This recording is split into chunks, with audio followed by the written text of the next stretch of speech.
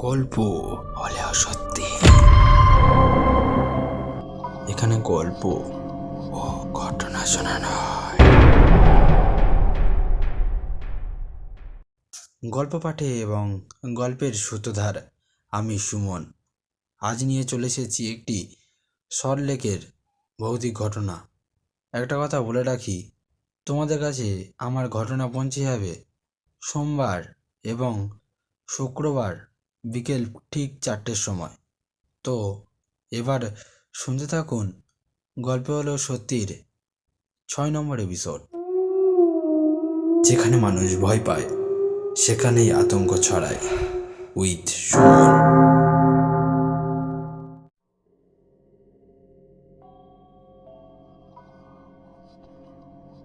ঘটনা পাঠিয়েছেন সল্টলেক থেকে মণি চৌধুরী। যেমনভাবে লিখেছে ঠিক তেমনভাবেই পড়ে শোনাচ্ছি। হাই সুমন, কেমন আছো? আশা করি খুব ভালো আছো। আমি মণি, আমি সল্টলেকের বাসিন্দা এবং তোমার চ্যানেলের প্রত্যেক সদস্যকে জানিও আমার ভালোবাসা। এবার সরাসরি ঘটনায় আসছি। বেশ কিছু মাস হয়েছে আমি সল্টলেকে আছি। আমি যখন সল্টলেকে প্রথম আসি তখন আমি সেখানে একটি বাড়ি কিনি। আমি কোনো দিনও ভাবতে পারিনি যে সল্টলেকের মতো জায়গায় আমার সাথে এমন ঘটনা ঘটতে পারে। আজও পর্যন্ত আমার সাথে ওই নানা রকম ভৌতিক ঘটনা ঘটে চলেছে। বাড়িতে থাকা আমাদের দায় হয়ে গেছে। আমার স্বামী পুলিশে চাকরি করেন। তার চাকরি থেকে অবসর নেওয়ার পর আমার ছেলে আর সেই দিকে এগোয়নি। সে তখন ইঞ্জিনিয়ারিং নিয়ে পড়ছে। ওই সময় আমার স্বামী কাজের সূত্রে নানান জায়গায় ট্রান্সফার হতো, তাই তার সাথে আমাদেরও যেতে হতো। আমরা তখনও স্থায়ী কোনো জায়গা কিনিনি। আমার স্বামী যখন চাকরি থেকে অবসর নেয়, সময়টা ছিল 2007 সাল। চাকরি থেকে অবসর নেওয়ার পর আমার স্বামী বলল, আমরা কলকাতায় একটা ফ্ল্যাট বা বাড়ি কিনবো, সেখানে আমরা থাকবো। কী আর করা যাবে, ছেলে তো আর এইদিকে এগোলো না। অবশেষে কলকাতা সল্টলেকে আমরা একটি জায়গা কিনি। জায়গা বলা ভুল, একটা বাড়ি কিনি। বাড়িতে 2টি বেডরুম, একটা কিচেন এবং একটি বাথরুম ছিল। ওই বাড়ি আমাদের যথেষ্ট। আমরা যে ওই ফ্ল্যাটে নতুন তা নয়, আগেও কয়েকটা পরিবার ওই ফ্ল্যাটে থেকে গিয়েছে। আমার ওই ফ্ল্যাটের রঙটি পছন্দ হয়নি, তাই আমি নতুন করে ওই ফ্ল্যাটটিতে রং করাই। ওই ফ্ল্যাটটি আমার মনের মতো রং করার পর আমরা সেখানে থাকতে শুরু করি। আমাদের সঙ্গে প্রথমে কোনো ভৌতিক ঘটনা ঘটেনি। ভৌতিক ঘটনাটি শুরু হয় আমাদের বাড়ি কেনার কিছু মাস পর থেকে। এই রকমই একদিন রাত্রিবেলা আমরা খাওয়া দাওয়া করি এবং বাসনপত্র বেসিনে রেখে আমরা সবাই ঘুমোতে চলে যাই। রাত্রিবেলা আমি জল খাওয়ার জন্য উঠি, তখন দেখি ফ্রিজের দরজাটা ফাট করে খোলা। আমি ভাবলাম হয়তো বাবু দরজাটা খুলেছে, তাই বাবুকে ডাকলাম। বাবু উঠল এবং আমি ওকে জিজ্ঞাসা করলাম, তুই দরজাটা খুলেছিস নাকি ফ্রিজের? তখন ও বলল, না তো মা, আমি ওদিকেই যাইনি। তাহলে আমি খুলবো কী করে? যেহেতু রাত অনেক হয়েছিল তাই আমি কথা বাড়াইনি। আমি গিয়ে শুয়ে পড়লাম। তারপর দিন সকালবেলা যখন আমি উঠি, আমি একটি জিনিস দেখে হচকিত হয়ে যায়। ঘরের থালাবাটি, গ্লাস চারিদিকে ওলটপালটভাবে পড়ে আছে। আমি একটা কথা ভেবে পাচ্ছি না যে এই ফ্ল্যাটে তো কোনো ইঁদুর ঢোকারও জায়গা নেই। তাহলে বিড়াল বা ইঁদুর এখানে ঢুকলো কী করে? আর যদিও বা ঢোকে, তারা তো একটা বাটি বা একটা থালা বা গ্লাস ফেলবে, তাহলে সব বাসন কিভাবে চারিদিকে পড়ে আছে। আমি এই দৃশ্য দেখে রীতিমতো ভয় পেয়ে গেলাম এবং রীতিমতো চিৎকার করে উঠলাম। আমার এই চিৎকার শুনে আমার বাবু এবং আমার স্বামী উঠে পড়ল।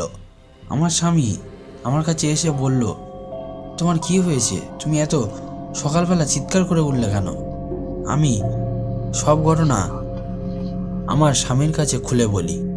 আমার স্বামী এই কথাগুলো শোনে এবং ভাবে যে আমার মনের ভুল, হয়তো কোথাও থেকে বিড়াল বা ইঁদুর ঢুকেছে। এই ভেবে সে আর কোনো কথা বলল না।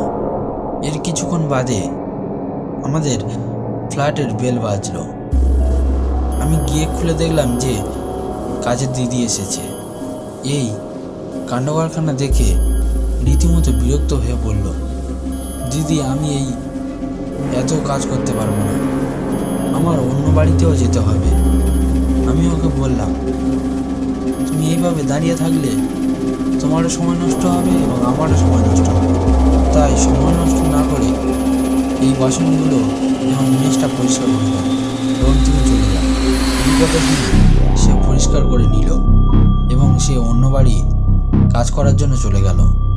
এইরকমই ভৌতিক ঘটনা আমাদের সঙ্গে রোজ ঘটতে লাগলো।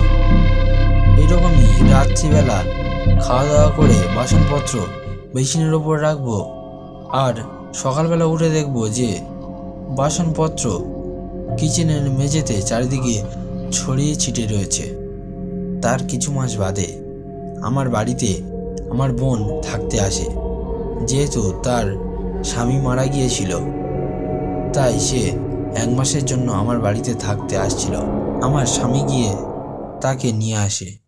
সে আসার পর আমরা রাত্রিবেলা খাওয়া দাওয়া করি এবং এঁটো বাসনপত্রগুলো বেসিনের ওপর রেখে দিই এবং ঘুমোতে চলে যাই।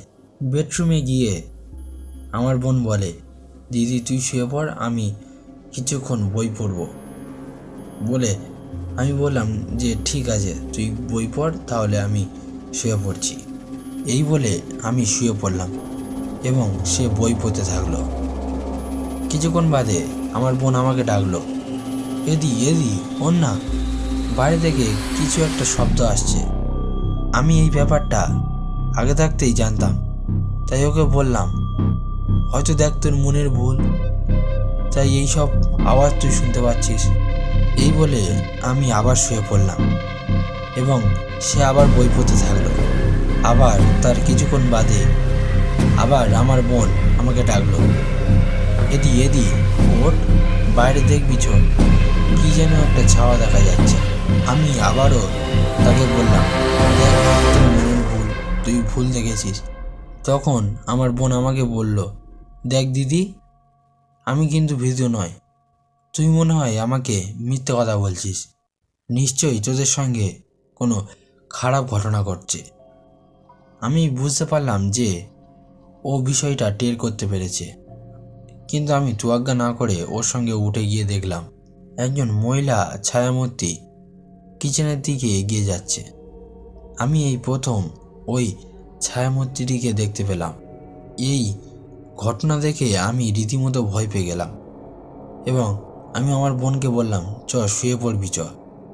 আমি জানতাম যে ওই ঘটনা ঘটা শুরু হয়ে গেছে। এই বলে আমি এবং আমার বোন শুয়ে পড়লাম। তারপরের দিন সকালবেলা উঠে দেখি সেই একই বাসনপত্র চারিদিকে ওলটপালটভাবে পড়ে আছে। আমি আমার স্বামীকে সারা রাতের সব ঘটনা খুলে বলি এবং আমার বোন আমার স্বামীকে বলে, জামাইবাবু, আমার বিকেলবেলা ট্রেনের টিকিট বুক করে দাও, আমি বাড়ি যাব। এই বলে সে বিকেলবেলা বাড়িতে চলে যায়। তারপরের দিন আমার স্বামী একজন পুরোহিতকে নিয়ে আসে। যেহেতু সে কোনো তান্ত্রিক বা ওঝাকে বিশ্বাস করে না, তাই সে নামকরা একটি মন্দিরের পূজারীকে নিয়ে আসে। সেই পূজারী কিছুক্ষণ তন্ত্রমন্ত্র জপে এবং সে আমার স্বামীকে বলে, যখন আপনি এই ফ্ল্যাটটি কিনেছিলেন তখন আপনি কোনো জিজ্ঞাসাবাদ করে ফ্ল্যাটটি কেনেননি? তখন আমার স্বামী বলে, না ঠাকুরমশাই, আমি এই ফ্ল্যাটটি জিজ্ঞাসাবাদ করে কিনিনি। তারপর সেই পূজারীটি চলে যায়। চলে যাওয়ার পর আমার স্বামী চারিদিকে খোঁজ খবর নেন এবং জানতে পারেন যে এখানে কিছু পরিবার বাস করত।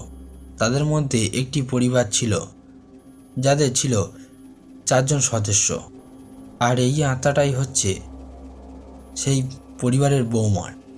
সেই পরিবারের তার শাশুড়ি, শ্বশুর এবং তার স্বামী তাকে প্রচণ্ড হারে অত্যাচার করত।